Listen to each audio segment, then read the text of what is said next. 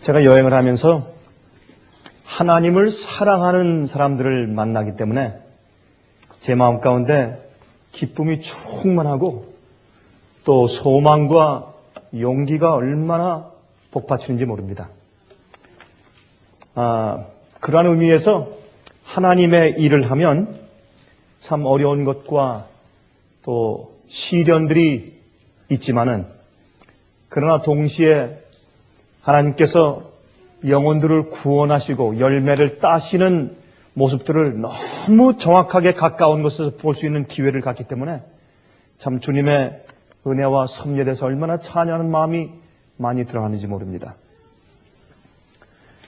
여러분, 하나님께서는 성경에 가증한 것이다, 가증한 일이다, 그런 말씀을 참 많이 기록해 두셨습니다. 또 하나님은 질투하는 하나님이시다 라는 말씀을 여러 번 기록해 두신 것을 우리가 성경 가운데서 볼 수가 있습니다. 하나님께는 죄가 없습니다. 하나님은 온전하게 의로우신 분이고 선하신 분이며 그 속에 흑암이 없습니다. 그 속에 반칙이 없고 그 속에 타협이 없고 그 속에 죄가 없으십니다. 그래서 하나님은 빛이십니다. 그래서 하나님의 영광의 빛을 쉐키나라고 말합니다. 이 쉐키나는 우리 인간 속에 거하신다라는 뜻인데 하나님의 죄 없이신 임재가 우리 인간들 속에 거하신다는 사실을 우리에게 말씀해 주고 있는 것입니다. 그 쉐키나 영광은 하나님께서 죄가 없으신 너무나 온전하신 의로운 빛이기 때문에 죄와 타협을 가지고 있는 하나님께서 가증히 여기시는 미워하는 것들이, 그러한 일들이, 그러한 의도들이 마음 가운데 숨어있는 자들은 그러한 거룩한 하나님의 임재 앞에 설 수가 없는 것입니다. 여러분, 회개는 우리 속에 있는 가증한 것들을 내어버리는 것들입니다. 우리는 그래서 사실은 회개할 때 우리 마음이 정결해지고 그러면 그 정결해진 상태에서 하나님께서 죄 없으신 상태에서 하나님이 어떠하신지 하나님의 그 어떠하신 그 하나님의 인격, 하나님의 됨됨이, 글쎄 하나님처럼 거룩하신 조물주께 그런 단어를 붙여서 괜찮겠습니까마는 그러나 하나님의 됨됨이, 하나님의 어떠하심처럼 우리가 성장해야 되는 것입니다. 그런데 많은 사람들이 주님을 알지만은 하나님의 인격처럼 그 인격이 성장하지 못하는 이유 가운데 가장 큰 이유는 그들 속에 있는 가증한 일들을 버리지 않는 것입니다. 그래서 회개는 우리 속에 정말 단죄에 있는 하나님께서 미워하시는 것들, hateful thing 그러죠? 영어에는 하나님께서 증오하시고 미워하시는 것들, 그런 것들을 내어버리는 일들을 해야 할 것입니다. 특별히 우리가 한 해를 끝맺으면서 그 일은 우리에게 얼마나 중요한 일인지 모르겠습니다. 여러분, 성경에는 가증한 것들에 대해서 많이 언급되어 있습니다. 예를 들자면 하나님께서 먹지 말라고 하신 음식들을 가증한 것이라.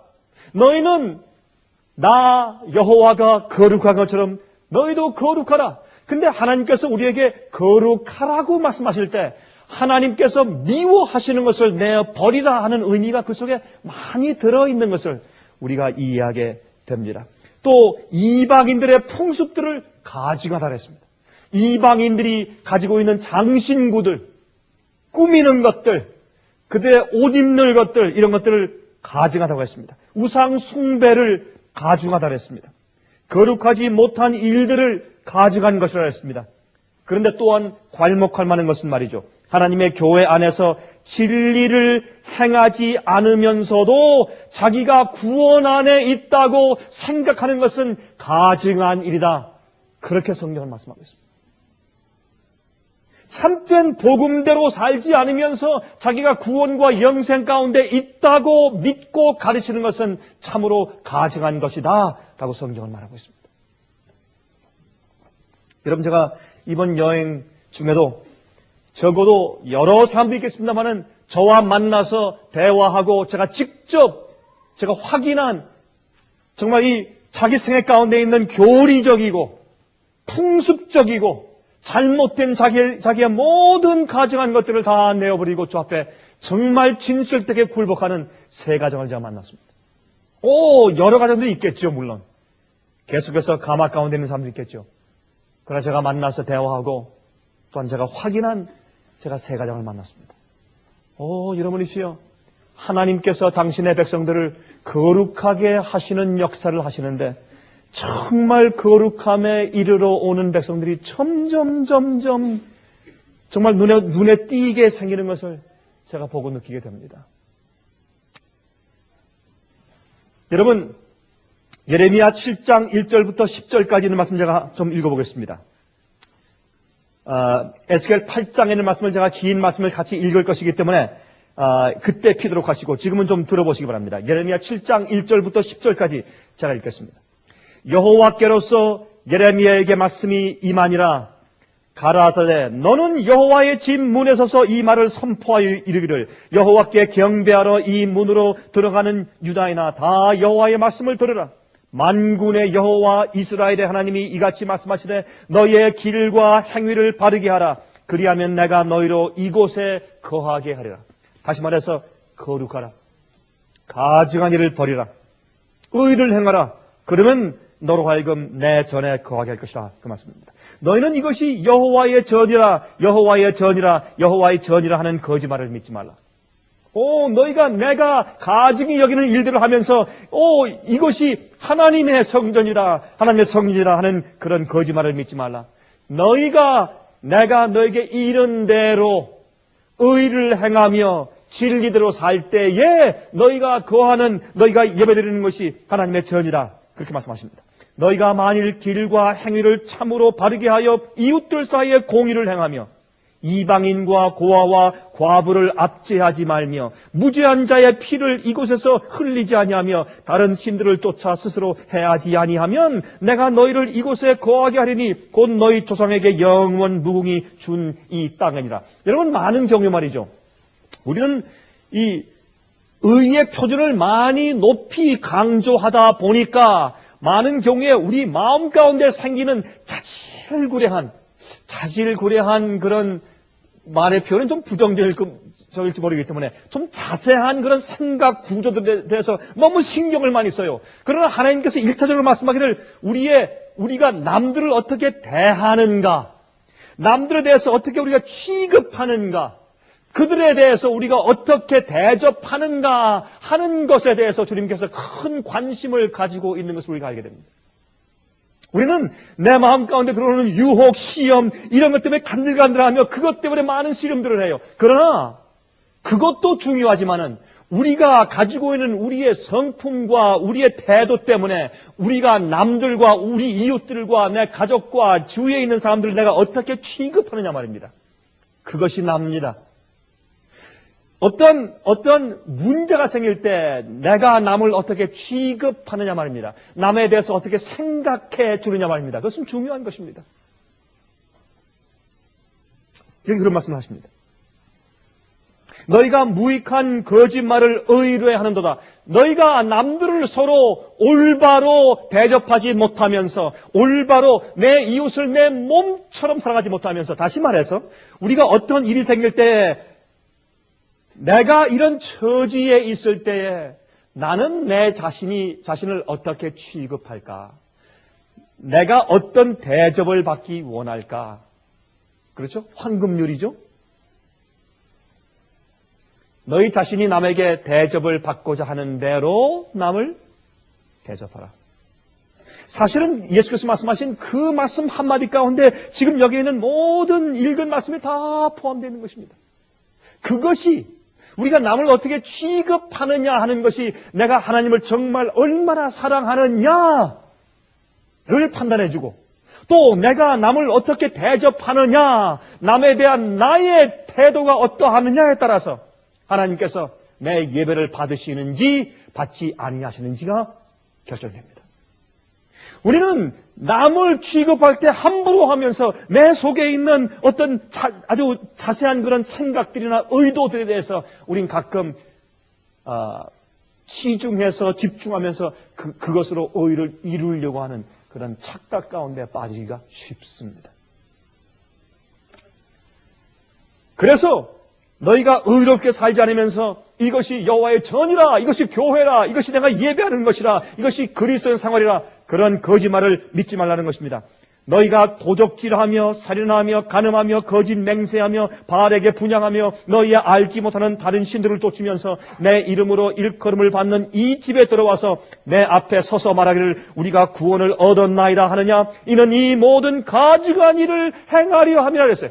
다시 말해서 하나님께서 우리가 주님을 믿는다고 하면서 진리대로 의대로 복음대로 살지 않는 일들을 주님께서 가증하다고 부르세요. 그래서 성경에는 가증한 일, 하나님께서 미워하시는 일이다라는 말씀들이 성경에 많이 기록되어 있는 것을 우리가 알 수가 있습니다. 디도서 1장 16절에 말씀하기를 저희가 하나님을 시인하나 행위로는 부인하니 가증한 자요. 그렇죠? 여러분 가증함이 무슨 뜻인지 우리가 이제 점점 이해가 되죠, 이제? 복종치 아니하는 자요 모든 선한 일을 버리는 자니라. 다시 말해서 하나님을 믿고 진리를 머리로 이해하고 받아들이고 시인하지만은 우리의 행위로 하나님을 부인합니다. 경건의 모양은 있지만 경건에 무엇이 없습니까? 경건에 능이 없습니다. 그것을 하나님께서는 가증한 것이라고 성경에 말씀하십니다.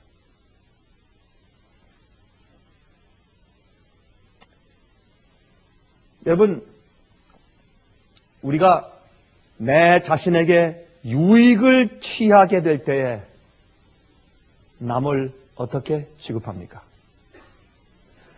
내가 좋은 평판을 얻게 될 때에 그 유익을 내가 얻기 위해서 남을 어떻게 취급합니까? 내가 인기를 얻기 위해서 남을 어떻게 취급합니까? 이런 것들은 우리가 하나님 앞에 서서 주님께 예배 드리는 것이 간합되도록 하는 아주 중요한 모토입니다.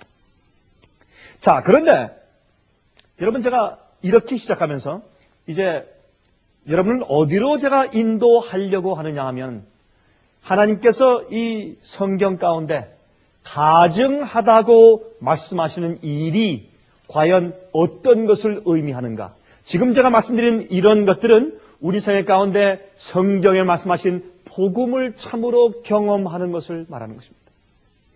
복음은 하나님의 뜻대로 사는 경험을 어떻게 하는가 하는 것이 복음입니다. 복음은 우리가 할 수 없는 그것을 하나님께서 성령을 통해서 내 속에 들어와서 그렇게 해 주시는 능력을 복음이라고 부릅니다. 이 복음을 올바로 얘기해 주지 않거나 교회에서 그 복음을 올바로 살아서 보여주지 않으면 그러면 정말 복음을 갈급하는 자들 마음 가운데 큰 마음 가운데 실망이 생기는 것입니다. 여러분, 제가 이번 기회에 만난 그 한 분은 정말 한국에서 정말 꽤 큰 교회 다니던 분이었는데 이 복음 문제 때문에 굉장한 갈등이 있었습니다. 아무리 방언을 하고 아무리 기적을 행하고 아무리 성령을 받았다고 애를 쓰고 아무리 또 성령을 많이 받았다고 자랑을 할지라도 교회가 아무리 크고 능력이 있고 부할지라도 그 속에 복음의 실천이 없을 때, 복음의 능력이 없을 때, 경건의 능력이 없을 때 그때 참된 백성들과 가라지가 갈라진 것입니다. 여러분, 제가 계속해서 제가 보는 것은 이 세상 도처에 정말로 의를 향해서 굶주리고 목마른 마음을 가지고 정말 주의 말씀을 찾는 자들이 방방곡곡에 있어요. 그런 자를 주님께서 이끌어 들여서 11시 일꾼으로 삼으시는 것을 저는 분명히 보고 있습니다. 주님께서 그 일을 아주 정말 마일이 강력하게 그런 일을 지금 하고 있는 것을 제가 분명히 믿습니다. 제 눈으로 확인하고 다닙니다. 여러분, 그런데 하나님께서 당신의 교회가 가증한 일을 행한다고 언급하신 말씀이 많이 기록되어 있는 성경장들 중에 하나가 에스겔서 8장과 9장입니다. 좀 펴서 보십시다. 여러분, 에스겔의 말씀은 말이죠, 그 당시의 교회뿐만 아니라 현대 교회의 상태를 묘사하고 있는 예언이에요. 이 장면들은 교회 안에서 의인들을 인치시는 말씀이 포함되어 있기 때문입니다. 거기서 가증한 일에서 떠나라는 말씀을 계속하고 있어요. 여러분 에스겔서 8장 1절부터 18절까지 있는 말씀을 좀 펴서 보십시다. 에스겔서 1장입니다. 다 펴십시오. 에스겔서 8장입니다. 8장. 에스겔서 8장 1절부터 18절까지 있는 전체 장을 좀 읽어보도록 하십시다. 제6년 6월 5일에 나는 집에 앉았고 유다 장로들은 내 앞에 앉았는데 주 여호와의 권능이 거기서 내게 임하기로 내가 보니 불 같은 형상이 있어 그 허리 이하 모양은 불 같고 허리 이상은 광채가 나서 단쇠 같은데, 다시 말해서 하나님의 영광의 임재 속에 가증한 일을 가지고 있는 사람들은 그 앞에서 견딜 수가 없습니다. 그러한 교회는, 그러한 가증한 일들이 자행되고 있는 교회는 그런 하나님의 임재를 받을 수가 없습니다. 그래서 하나님께서 그 성전에 오시지 않고 어디로 오십니까? 에스겔 집에 오세요. 에스겔이 자기 집에 앉아 있는데 그 앞에 교회 지도자들이 앞에서 앉아 있는데 하나님께서 불같은 모양으로 나타나십니다. 그 성전에는 지성소에 계셔야죠. 그 하나님께서 계시 가운데 오히려 에스겔 집으로 오시는 것을 여기서 볼 수가 있습니다. 그가 손 같은 것을 펴서 내 머리털 한 모습을 잡으며 주의 신이 나를 들어 천지 사이로 올리시고 하나님의 이상 가운데 나를 이끌어 예루살렘으로 가서 안뜰로 들어가는 북향한 물에 이르시니 거기는 투기의 우상, 곧 투기를 격발케 하는 우상의 자리가 있는 곳이라. 다시 말해서 여기는 말씀 무슨 뜻이냐면 하나님의 마음 가운데 질투를 일으키는 우상이에요. 하나님은 질투하는 하나님이십니다. 여러분, 순수한 사랑은 질투하는 사랑이에요. 처음에 제가 젊을 때 제가 질투하는 하나님에 대해서 제가 이해하려고 참 꽤 많이 그 마음 가운데 애써본 경험이 있습니다. 왜 하나님께서 인간적인 그런 표현으로 하나님은 질투하는 분이라고 그렇게 설명했을까? 여러분, 순수한 사랑 속에 질투함이 없으면 그건 사랑이 아닙니다. 내 아내가, 내 남편이 다른 이성과 함께 손을 잡고 걸어가는데 난 당신을 사랑합니다. 난 이해합니다. 이것은 사랑이 아닙니다. 그렇죠.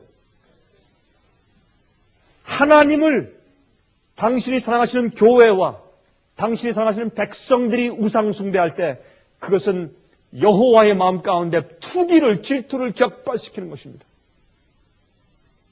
또 두 번째로 이것은 사람들 마음 가운데 투기하는 우상을 상징할 수도 있습니다. 성전을, 교회를 타락시키는 기본적인 한 가지 문제는 질투입니다. 시기입니다. 남들에 대한 나의 태도입니다. 여러분, 그것은 중요합니다. 여러분, 우리가 남들이 슬퍼할 때, 우리의 이웃이 내 교우가 잘못되었을 때 같이 슬퍼해 주는 것은 그래도 쉽습니다. 그런데 남이 잘 됐을 때 이런 거 쉽습니까? 거듭난 마음이 없으면 그것은 어려운 것입니다. 그것은 불가능한 것입니다. 남이 잘 됐을 때, 남이 영광을 얻을 때, 남이 축복을 받을 때 그때 같이 기뻐하며 정말 즐거워질 수 있는 것, 그것은 거듭난 마음이 없으면 그것은 안 되는 것입니다. 오죽하면 사촌이 땅을 살 때 뭐가 아프다고요? 배가 아프다고요. 오죽하면 그런 말을 다 합니까? 여러분, 그래서 12 제자들도 서로 간의 투기와 질투를 회개하고 정결케 되어서 서로 정말로 사랑하게 되었을 때, 하나가 되었을 때 오순절의 성령을 경험했지 않습니까? 또 계속 읽어보십시다. 이스라엘 하나님의 영광이 거기 있는데 내가 들에서 보던 이상과 같더라. 그가 내게 이르시되 인자야 이제 너는 눈을 들어 북편을 바라보라 하시기로 내가 눈을 들어 북편을 바라보니 제단문 어기 북편에 그 투기의 우상이 있더라. 그가 또 내게 이르시되 인자야 이스라엘 족속에 행하는 일을 보느냐. 그들이 여기서 크게 가증한 일을 행하여 나로 내 성소를 멀리 떠나게 하느니라 그랬습니다. 여러분, 복음을 올바로 경험하지 않는 개인에게서 주님께서 떠날 수밖에 없습니다. 가증스러운 일들이 있는 가정에서 주님께서 떠날 수밖에 없습니다. 의롭게 살지 않고 가증한 일들이 존재하는 교회에 주님께서 거할 수가 없습니다. 주님께서 떠나시는 것입니다. 너는 다시 다른 큰 가증한 일을 벌이라 하시더라. 여러분, 에스겔서 8장을 보시면, 에스겔 9장은 이제 심판과 인을 치는 장인데, 에스겔 8장은 가증한 일을 보이시면서 좀 더 가증한 일, 더 큰 가증한 일, 더 큰 가증한 일 해서 가증한 일들이 교회 안에서 일어나고 있는 것들을 주님께서 계속 보여주는 그 장면이 에스겔 8장인 것입니다. 제일 처음에 투기 우상이 있지 않습니까? 그 다음에 내가 너에게 더 큰 그런 이제 가증한 것을 보여주겠다 하면서 말씀하십니다. 그 다음에 그가 나를 이끌고 뜰문에 이르시기로 내가 본즉 담에 구멍이 있더라. 여러분, 성전에는 성소 안에 문이 몇 개 있습니까? 여러분, 성소에 문이 몇 개 있습니까? 아니, 여러분들이시여, 성소에 문이 몇 개 있습니까? 3개죠. 밖에서 성소 뜰로 들어가는 휘장 문이 하나 있고, 그래서 여러분 히브리서 말씀하기를 성소의 휘장은 누구의 육체라? 예수님의 육체라 그랬습니다.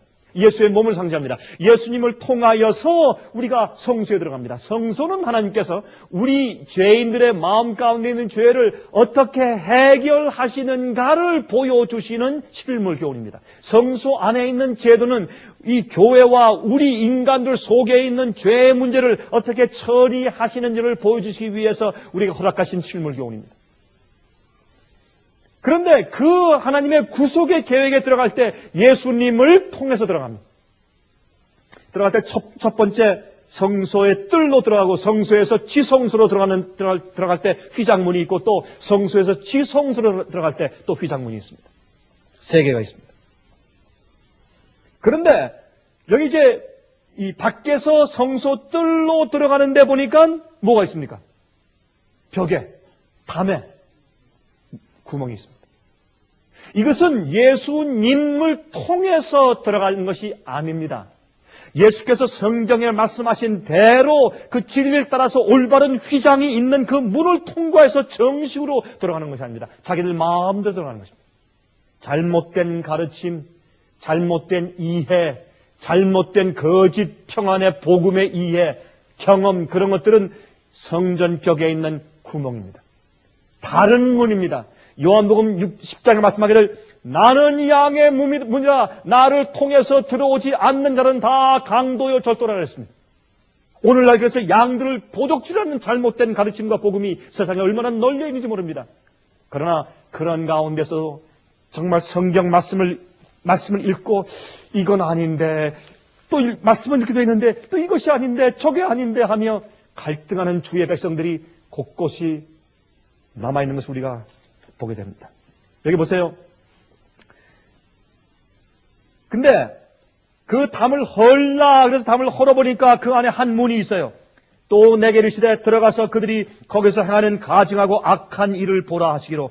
거기 들어갔는데 들어가서 이제 성소 뜰에 들어갔다가 또 성소 뜰에서 어디로 갑니까? 그 안에 들어가보면 성소 뜰에서 성소 안으로 들어갑니다. 내가 들어가 보니 각양 곤충과 가증한 짐승과 이스라엘 족속의 모든 우상을 그 사면 벽에 그렸고, 이스라엘 족속의 장로 중 70인이 그 앞에 섰으며 성전 안에 있는 성소 안에 있는 벽에 온갖 낙서를 해놓는 것입니다. 가증한 곤충과 가증한 짐승의 그림들을 그려놓았습니다. 이것은 하나님께서 주신 복음대로 하지 않는 것을 상징하고, 또한 주님께서 말씀하신 진리대로 하지 않는 교회를 상징합니다. 주님께서 인간을 어떻게 구원하시겠다고 말씀하신 성경대로 사람들을 가르치지 않는 것을 말합니다. 구원의 도리를 인간의 잘못된 신학과 가르침으로 낙서를 잔뜩 해놓은 것을 상징합니다. 그것은 영적인 음행이고 영적인 우상인 것입니다. 이때 이스라엘의 장로 중 70인은 이스라엘 백성들의 장로들, 책임자, 대표자들입니다. 그 사람들이 손에 창노를 가지고 있습니다. 그 안에는 제사장이 들어가 있어야죠. 그러나 인간의 방백들이, 장로들이 들어가 있습니다. 창노를 들고 장연이 구름같이 올라옵니다. 이것은 하나님께서 성소 안에서 봉사하도록 임명하지 아니한 사람들이 잘못된 그런 일들을 하고 있는 것을 상징합니다. 또 내게 이르시되 인자야 이스라엘 족속의 장로들이 각각 그 우상의 방한 어두운 가운데서 행하는 것을 내가 보았느냐. 그들이 이르기를 여호와께서 우리를 보지 아니하시며 이 땅을 버리셨다 하느니라. 하나님을 두려워하지 않는 것입니다. 하나님을 두려워하지 않습니다. 또한 완전한 절망 가운데 있습니다. 그래서 주님께서 말씀하신 이대로 해봤자 무슨 소용이 있는가? 내가 주님의 뜻대로 살아봤자 무슨 소용이 있는가? 우리가 아직도 바벨론에 잡혀와 있는데, 아직도 시련이 있는데. 여러분, 우리가 정말 주 앞에 신실하게 사는지는 주님께서 축복하실 때가 아니라 우리 생활 가운데 시련이 있을 때 우리가 하나님을 어떻게 취급하느냐에서 표현됩니다.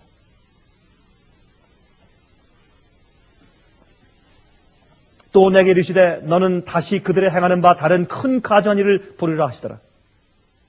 그가 또 나를 데리고 여호와의 전으로 들어가는 북문에 이르시기로 보리 거기 여인들이 앉아 단무술을 위하여 애곡하더라. 여러분, 우리가요, 우리 생애 가운데서 왜 타협하는 줄 아십니까? 왜 우리가 죄를 짓는 줄 아십니까? 왜 우리가 하나님의 뜻대로 살지 않고 타협하는 줄 아십니까? 그것은 하나님께 대한 신뢰를 버렸기 때문에 그렇습니다. 내가 아무리 주님의 뜻대로 아무리 살아봤자 주님께서 내게 뭘 하시는데 라고 하는 그런 마음 가운데 낙심이 들어간 것입니다. 주님께서 이 땅에 속히 오신다고 100년 전부터 말씀했는데 주님께서 언제 오셔? 마음 가운데 낙심이 들어간 것입니다. 그런 자들은 하나님께서 마음 가운데 자기는 그렇게 말은 하지 않지만 마음속 깊은 바닥에서 하나님께서 자기를 버렸다고 하는 그런 낙심과 불신의 생각이 있는 것입니다. 여러분, 마음 가운데 불신이 생길 때, 하나님을 신뢰하지 않을 때 죄를 짓게 됩니다.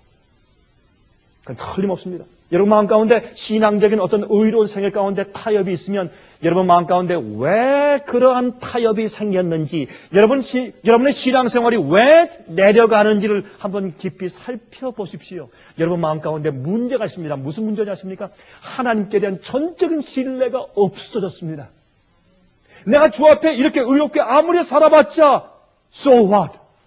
주님께서 나를 어떻게 하시는데, 그런데 그래서 나한테 무슨 유익이 있는데, 이래봤자 하나님께 대한 전적인 신뢰가 꺾어지면 여러분 신앙이 꺾어지게 되어 있습니다. 그래서 여러분 어떻게 하는지 아십니까? 잘못된 복음을 믿게 되어 있습니다. 한 분이 저한테 그런 얘기를 해요. 목사님, 저는 아무리 성경을 보고 아무리 말씀을 읽어봐도 가르치시는 그 복음이 틀림없습니다. 정말 올바른 영원한 복음 틀림없습니다. 그런데 제 마음이 낙심될 때는 차라리 자유주의 신학처럼 그저 예수님께서 나 같은 부족한 죄인 이런 사람이니까 주님께서 은혜로 그저 봐줘서 그저 구원하시는 그것을 믿고 싶습니다. 그게 굉장히 달콤하게 들립니다. 그런 얘기를 해요. 하나님께 대한 우리의 태도와 우리의 관념이 어떠하느냐에 따라서 우리의 충성도가 달라집니다. 자식들이 말이죠. 아버지에 대한 신뢰도가 어떠냐에 따라서 그 자식이 밖에 나가서 행동하는 것이 달라집니다.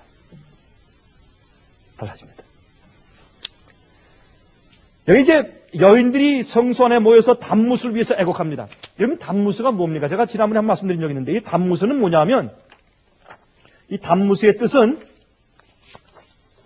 이것은 이제 바벨론 도시를 건설하고 바벨탑을 쌓은 니므롯의 아들이죠. 그런데 이 단무수는 말이죠. 그 니므롯이 죽은 다음에 세미라무스 그 부인이 남편이 죽은 다음에 임신을 했습니다. 그러면 다른 사람이죠. 니므롯의 아들이 아니죠. 그러나 이 세미라무스가 말하기를 내 남편 니므롯이 죽어서 그 영이 태양 속에 들어가서 태양신이 되었다라고 가르쳤습니다. 그래서 그 태양의 빛이 비칠 때 그 영이 계속 오는 것인데 그 영이 내 속에 들어와서 나로 하여금 임신을 시켰다고 말을 했습니다. 그렇게 해서 낳은 것이 바로 담무스 신입니다. 근데 담무스 신인데 그 어머니인 세미라무스의 이름은 사실은 이시타였습니다. 이시타르가 영어로 바뀐 이름이 뭘까요? 이스터, 부활절이에요. 부활절은 예수님의 그 부활하신 날과 전혀 상관이 없죠. 근데 이 담무스가 말이죠, 20살 때 곰 사냥을 하다가 그만 곰에 물려 죽었습니다.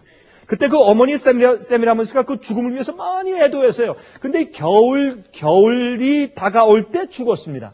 그래서 이 담무스가 죽었는데 이 이시타 신이 이 세미라무스가 그 죽은 자기의 아들의 영혼 속에 깊은 땅속으로 들어가서 그 영혼을 불러내는 일을 언제 하느냐면 이 봄철에 한다고 가르쳤어요. 그래서 모든 이런 이교 신앙과 태양신을 숭배하는 신앙과 가르침이 어디에서 유래되느냐면 이 바벨론에서부터 계속 유래되어 오는 것입니다. 그것이 기독교와 믹스돼서 가르쳐진 많은 이교의 가르침들이 성경 가운데, 그 교회 가운데 있기 때문에 그것을 바벨론이라고 성경은 부르는 것입니다. 그것이 이런 것들이 사실은 성소 안에 들어가서 이 더러운 곤충과 짐승들로 낙서하는 일로 사실은 성경이 표현한 것을 우리가 알 수 있어요. 그래서 이제 담무스를 위해서 애도합니다. 근데 그가 죽었을 때 죽은 그 절기에 그들이 애도하면서 겨울 절기에는 떡을 구워서 그 위에 담무스라는 이름의 그 첫 글자 T자를 떡에 이렇게 쓰고 새기고서 그다음에 그 떡을 먹으면서 애도했다고 했습니다. 그것이 이 이교인들의 이 바알신의 태양신의 그 경배하는 하나의 습관이었습니다. 그런데 이 봄이 되면 이제 매년 부활한다고 그랬는데 그의 부활을 위한 축제일이 매년 이 버날 에퀴낙스라고 그러죠. 그래서 춘분을, 우리 한국말로 춘분은 봄의 낮과 밤의 길이가 같아지는 시기를 말하지 않습니까?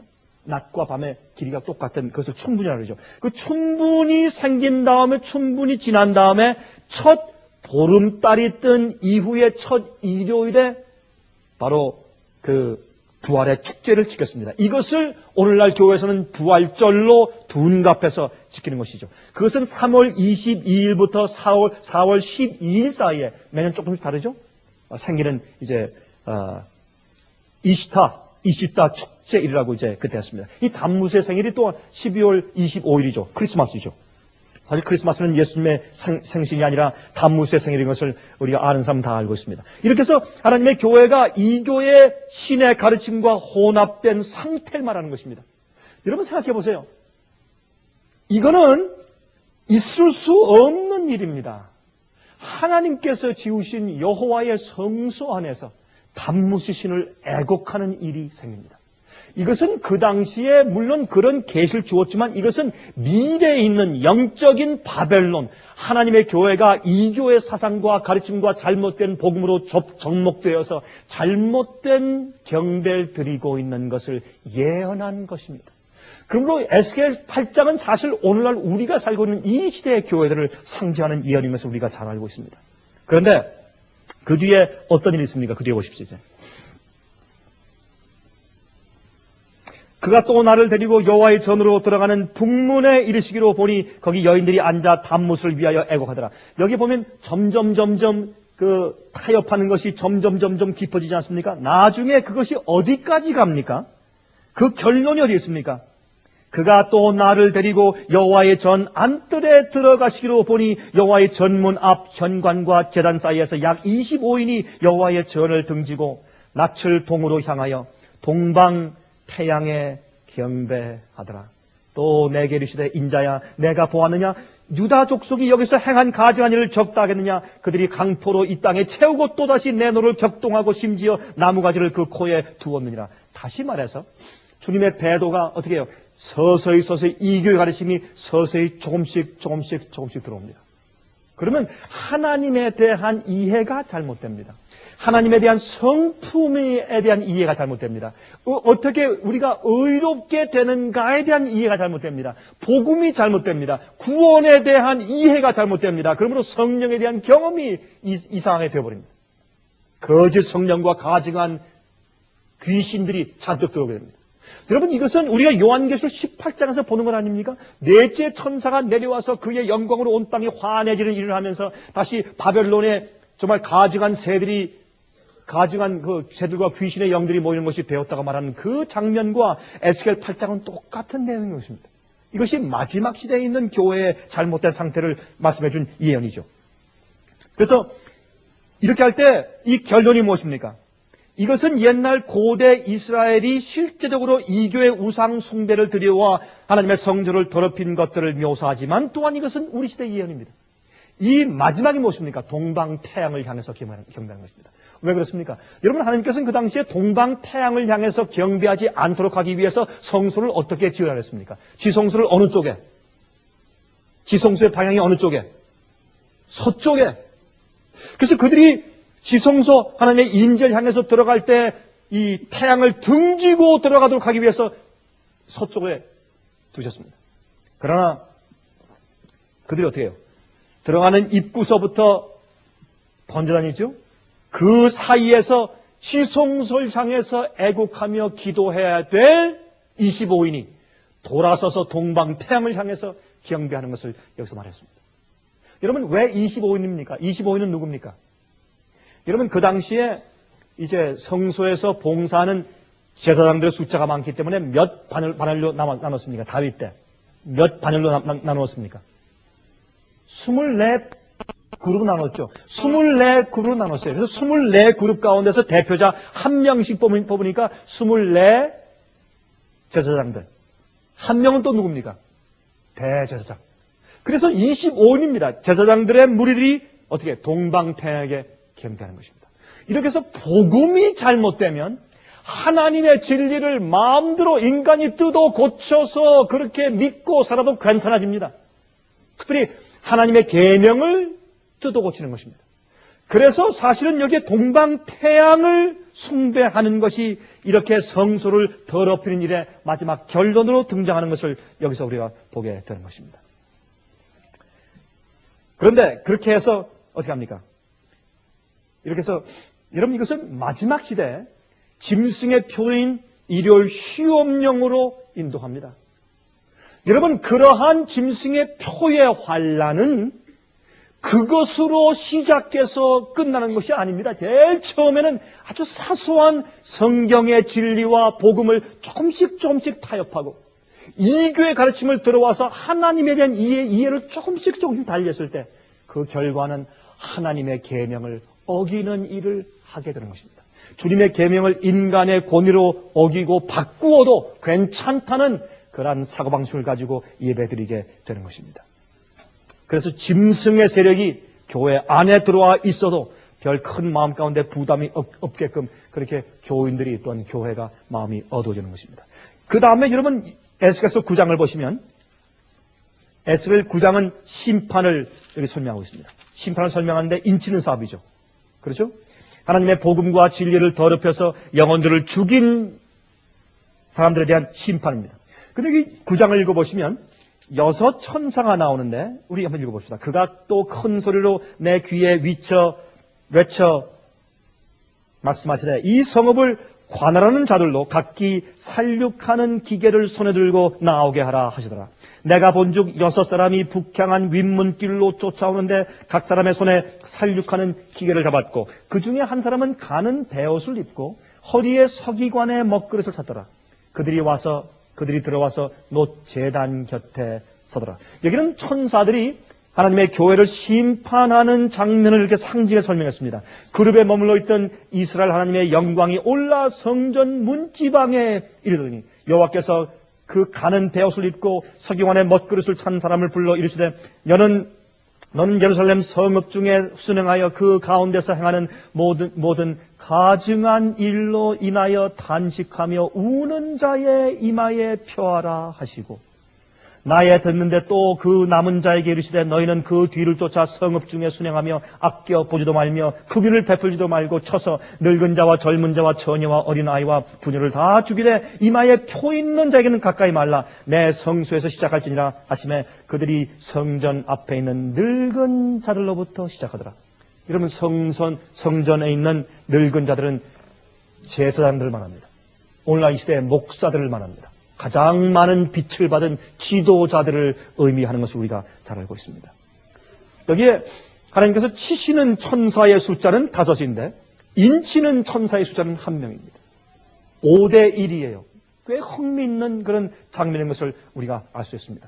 교회 안에서 정말 진리대로 가증한 것을 버리고 주께서 말씀하신 의대로 예배하는 자들의 숫자가 적다는 것을 성경은 은유적으로 설명하고 있습니다. 하나는 인을 치고 5은 죽입니다. 근데 여기에 성소에 가증한 일들을 보고 울며 탄식하는 자의 이마에 표하라 그랬습니다. 여러분 보십시다. 여기에 나타난 말씀을 보니까 여기에 가증한 것은 무엇입니까? 우리가 가증하다 그러면 무슨 우상 숭배하고 잘못된 것을 하고 잘못된 것을 먹고 또 주님께서 미워하는 것을 행하고 그런 것도 중요하지만 여기 있는 내용을 보면 어떤 내용입니까? 여기는 컨텍스트를 보면 하나님께서 성소 안에서 어떻게 해야 우리가 용서받을 수 있으며 어떻게 해야 구원받을 수 있는지에 대한 복음을 더럽히는 것을 가증하다고 말씀하십니다. 잘못된 복음을 가르치는 것을 가증한 일이라고 말씀하는 것입니다.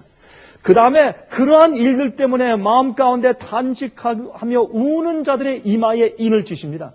근데 인을 친다는 말은 제가 이제 여러 번 설명드렸지만 여기에 인친다는 말은 인친다고 표한다는 말하고 인친다고 되어 있지 않고 표하라는 말은 사실은 이 히브리 원어의 글씨를 써라라고 되어 있습니다. 글씨. 이것은 이 히브리 그 알파벳 가운데서 알렙, 달렛, 김모 이제 그런 그 알파벳 순서가 있는데 그런 히브리 알파벳 순서 가운데서 제일 마지막 그 알파벳이 타오입니다. 타오. 그래서 이 히브리 말에는 이렇게 성소 안에 성전 안에서 예루살렘 안에서 행해지는 그런 가증한 일들 보고서 울며 탄식하는 자들, 다시 말해서 그러한 잘못된 복음에 잘못된 의로운 행실에 불의한 행실에 거기에 참여하지 않은 사람들이죠. 그러니까 울면 탄식하죠. 그 속에 있지 않죠. 그런 자들의 이마에 타오자를 써라. 타오는 맨 마지막 알파벳인 것처럼 그러한 일에 참여하지 않고 끝까지 남아있는 남은 무리를 상징하는 것입니다.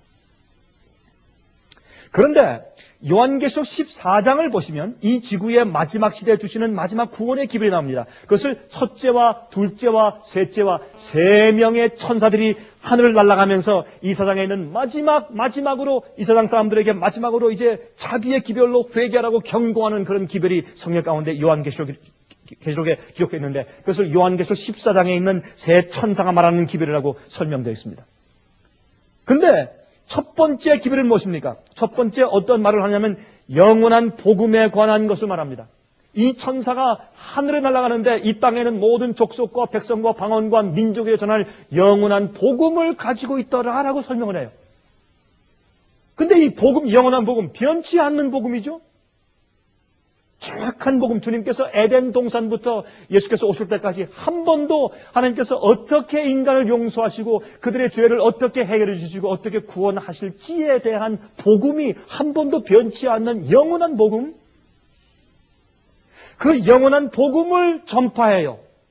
근데 이 마지막 시대에 성소 안에, 교회 안에 낙서가 많기 때문에 가증한 새들과 짐승들을 마음대로 그려서 사람들이 잘못된 복음을 믿게 낙서가 교회 안에 너무나 많기 때문에 변치 않는 순수한 영원한 깨끗한 복음을 전하는 일이 마지막 시대에 한 번 있어요.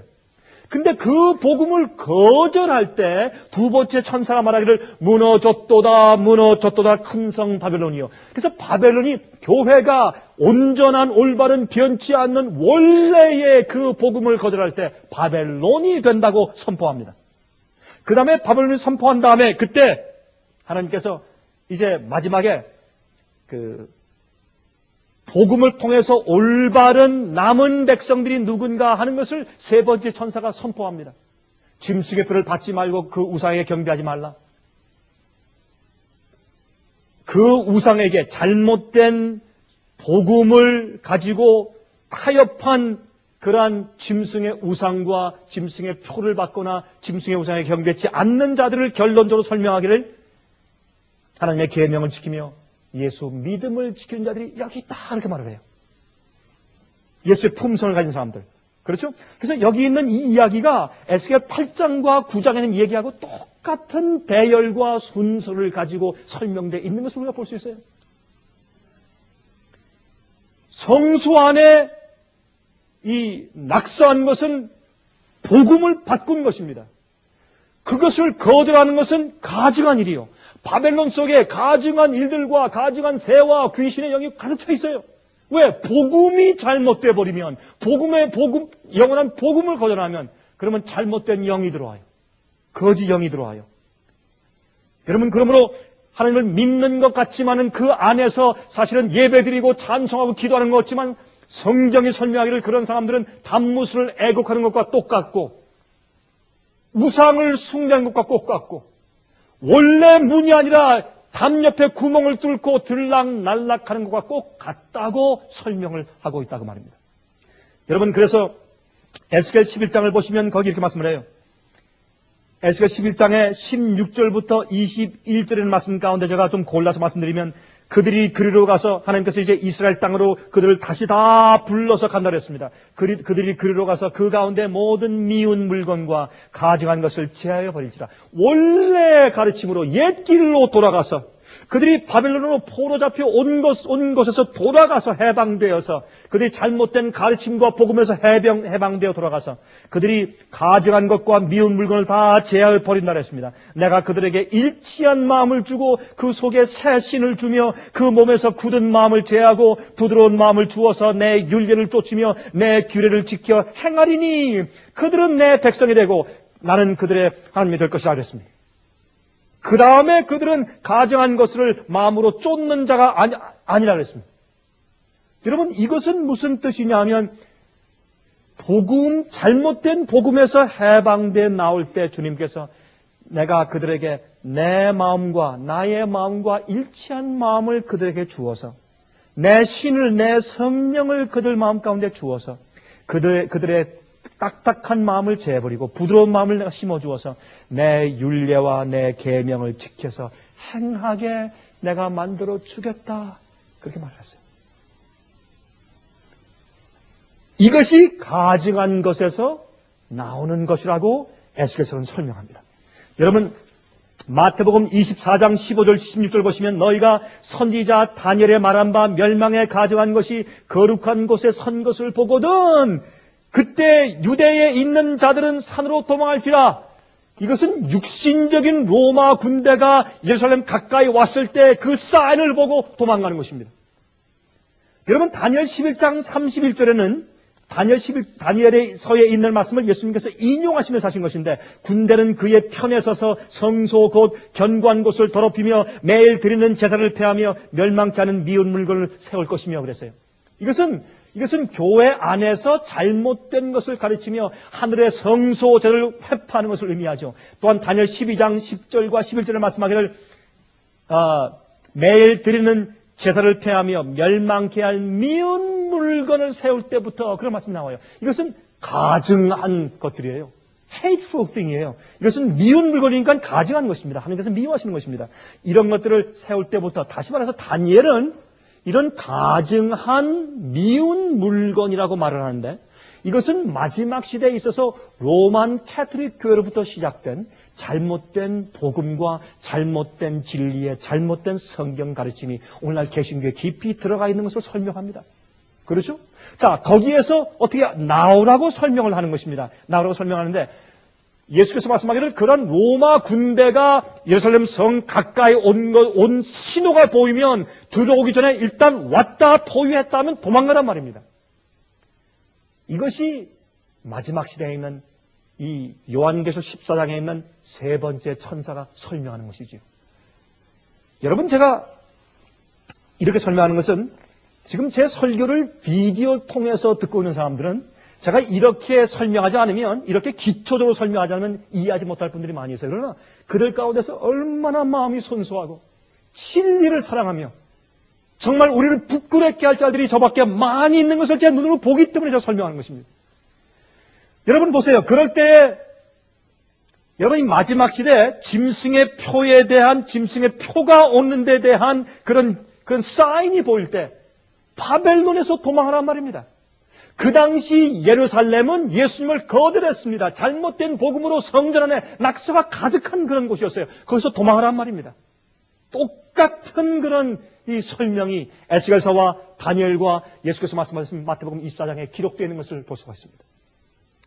여러분 그래서 요한계시록 17장 4절과 5절 보시면 이런 말씀이 있어요. 그 여자는, 이것은 바벨론에 대한 정체를 설명합니다. 자줏빛과 그 여자가 자줏빛과 붉은 빛 옷을 입고 금과 보석과 진주로 꾸미고 손에 금잔을 가졌는데 가증한 물건과 그의 음행에 더러운 것들이 가득하더라. 세상을 취하게 할 음행의 금잔에 가증하고 더러운 것들이 가득해요. 그것이 무엇입니까? 하나님의 복음을 타협하는 것입니다. 잘못된 복음을 가리킵니다. 성경에서 말씀하신 주님께서 미워하는 그런 가짜 진리들을 가리키는 것입니다. 그 이마에 이름이 기록되었으니 비밀이라 큰 바벨론이라 땅의 음녀들과 가증한 것들의 어미라 하였더라 그랬습니다. 그 다음에 요한계시록 18장 1절부터 8절까지 보시면 이 일 후에 다른 천사가 하늘에서 내려오는 것을 보니 큰 권세를 가졌는데 그의 영광으로 땅이 환하여지더라. 힘센 음성으로 외쳐 가로되 무너졌도다 무너졌도다 큰 성 바벨론이여 귀신의 처소와 각종 더러운 영에 모이는 것과 각종 더럽고 가증한 새에 모이는 것이 되었도다.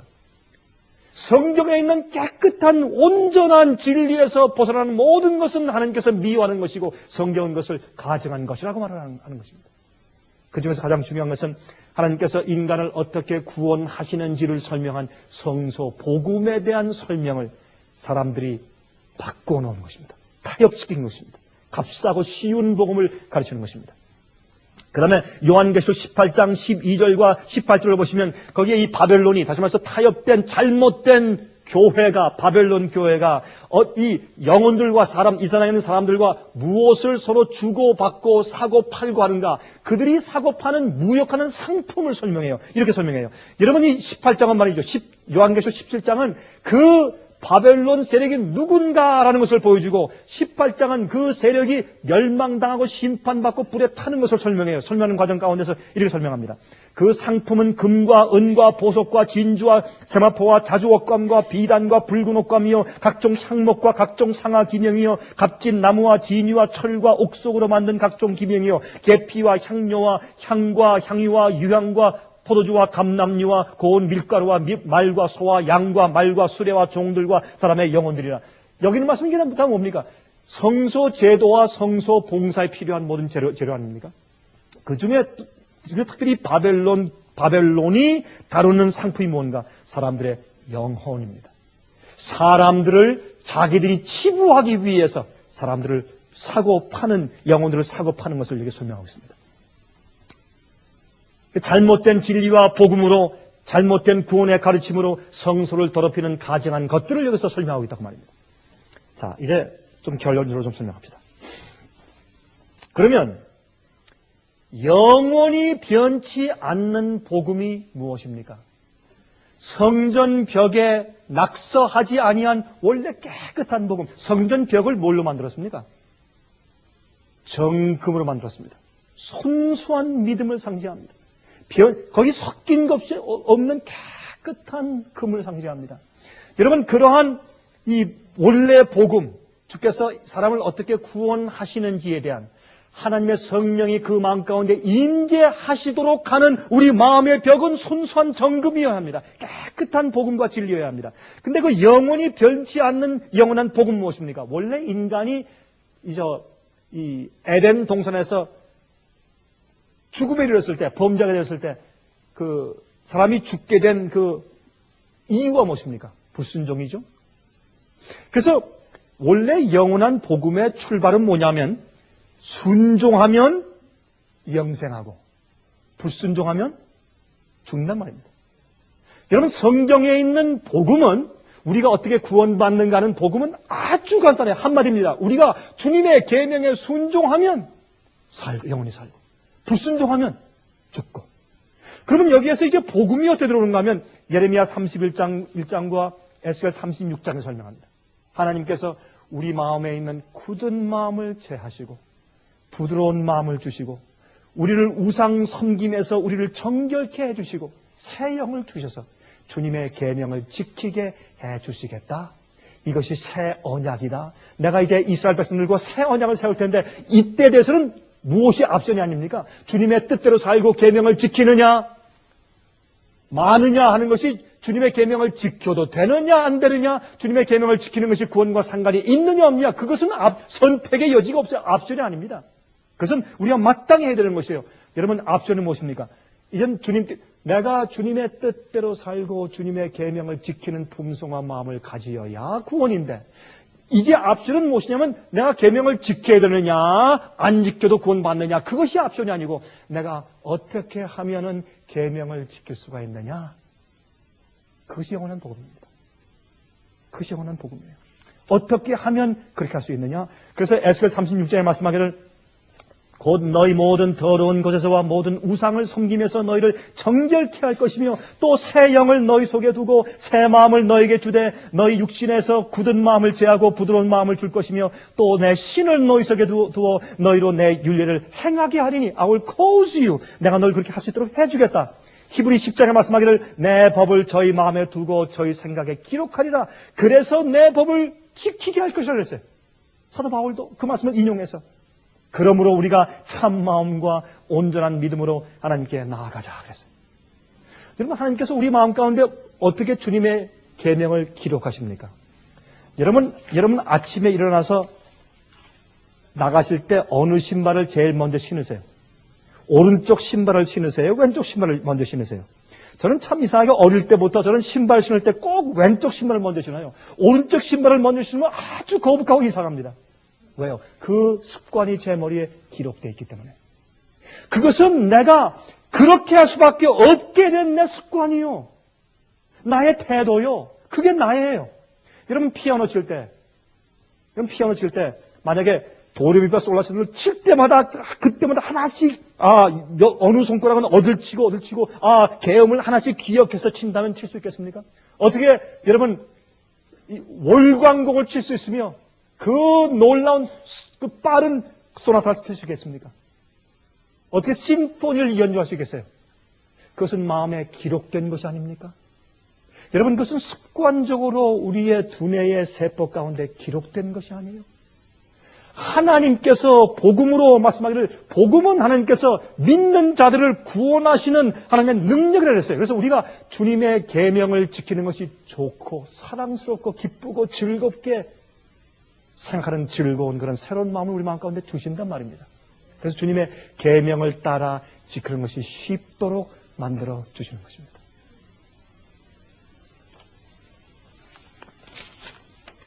세상에 가증한 것들이 참 많습니다. 우리가 한 해 동안에 가증한 일들을 많이 했을 것입니다. 가증한 일들을 이기는 길은 새 마음을 받는 것입니다. 저는 새 마음을 가지고 새 영을 받아서 11시 일꾼들로 들어오는 영혼들을 많이 보기 때문에 제 마음 가운데 탄식이 있습니다. 우리 새 마음을 받아야 합니다. 오늘 저는 이론적인 것만 한 시간 내내 설명했습니다. 그러나 기억하십시오. 이렇게 한 이유는 이 이론이 정립되지 않아서 마음에 참 방황하는 영혼들이 이 테이프를 많이 볼 것이기 때문에 설명했습니다. 그러나 결론적으로 말씀을 드립니다.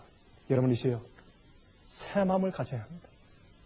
우리 마음 가운데 시기와 질투가 있으면 안 됩니다. 우리가 다른 사람을 잘못 대접하는 그런 태도가 있으면 안 됩니다. 그런 것들은 의롭게, 새롭게, 새로운 영을 받은 마음이 아닙니다. 출발이 잘 되어야 할 것입니다. 마음에 있는 근본적인 바탕이 다시 되어야 합니다. 그래야 계명을 지킬 수 있는 사람들이 됩니다. 우리 마음 가운데 있는 가증한 것들이 주님의 성령의 감동하심으로 다 씻어지고 내어 보내지는 그런 경험들이 우리 마음 가운데 다 각자 있게 되기를 간절하게 기도합니다.